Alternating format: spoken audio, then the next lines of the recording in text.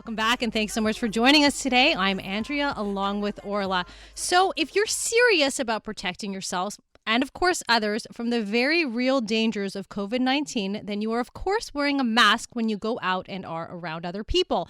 And while everything we know right now says that this is the smart and responsible choice, it may be causing some more annoying skin irritations like blemishes and pimples, and what some people are now calling maskne.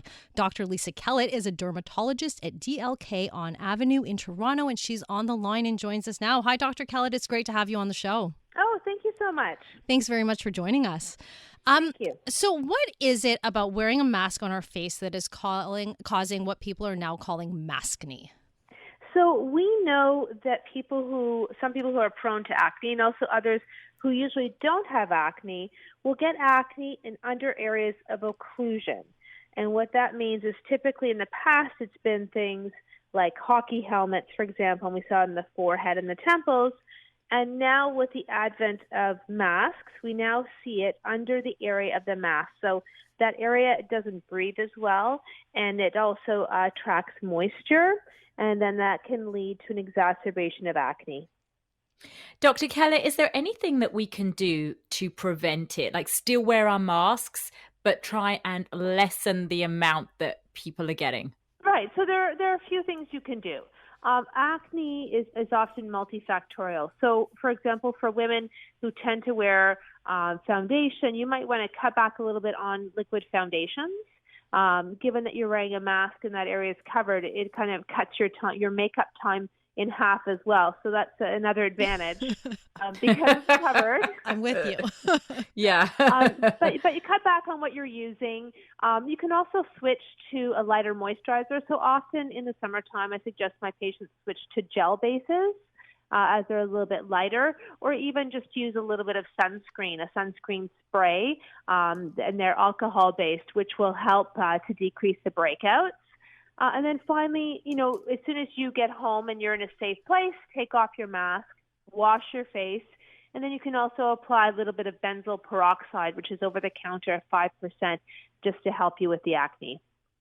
Yeah, I was going to ask you that actually. Are there any topical products that you would recommend? Because, I bumped into a friend and I said she was wearing her mask and she goes, I can't even take my mask off because I've got acne. And I guess it's like this vicious circle. You don't want to then take it off because you have the acne and you're trying to hide it. So at the end of the day, are there any topical treatments we can buy over the counter?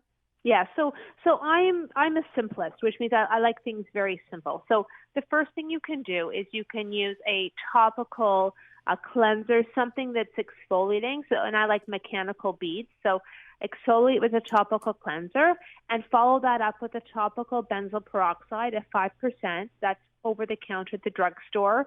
The key to using it correctly is not to apply too much. And I tell my patients that the size of a pea will cover your whole face. So if you're applying it in the area of the mask, just use half the size of a pea, and you can just basically dab it on and then connect the dots on your face. And then you can, if you're a little bit dry, you can follow that up with a topical gel moisturizer. And these can all be found at the drugstore. What about for the many of us who are using reusable masks? Is there a right and wrong way to wash them when it comes, to getting rid of the bacteria, but also allowing it to be easy on our skin? Right. I mean, you can just use a very mild soap. You don't need to use a heavy detergent. So use a mild soap. Remember that it really is it's often the friction that is helpful for washing things. So give it a good scrub with a mild soap, and you can just wash it in the sink. You don't have to put it through the washing machine, and just hang it to dry. Dr. Kellett, what about exfoliating your skin when you have acne? Is that going to make it even worse, or is that going to help peel off the layers and get rid of it? Right. So the key to doing that is to do it gently and not too aggressively. So I often tell my patients to look for a gel-based cleanser that is non-foaming, which means it will not be too stripping to the oils in your skin, and look for something with some beads in it, and just use your hands. You don't need to use anything like a washcloth or a loofah. Just very, very gently exfoliate. I absolutely love if I have like a problem blemish that will not leave the premises. I love using a purifying clay mask, and I find it works so well. What are your thoughts on that? Yeah, those are helpful. I mean, the best thing is something medicinal like a topical benzoyl peroxide. But if you don't have access to that, then a clay mask is also effective. While we know that this is obviously annoying to have these breakouts and it's not fun for anybody, we are by no stretch of the imagination trying to discourage people, from wearing masks. And I'm hoping that we're all getting used to wearing masks. But I do know initially when you put on a mask and you go out in public, it can feel stressful. You're not used to being confined in that area and having that space. Is the stress also a contributing factor to a breakout in these situations, do you think? Well, there are a couple of things. So there are two groups of patients. There are patients who usually don't get acne, and the use of a mask can cause occlusion. And then there are people who are prone to acne, already have acne, and the mask makes it worse. We know in general that acne, as well as a number of other skin disorders such as eczema and psoriasis, can be made worse with stress. So that can contribute to acne. Dr. Kellett, it has been thrown out there that your diet can contribute to acne. While we are having to wear masks, are there certain foods that we should, stay away from that could be making it worse?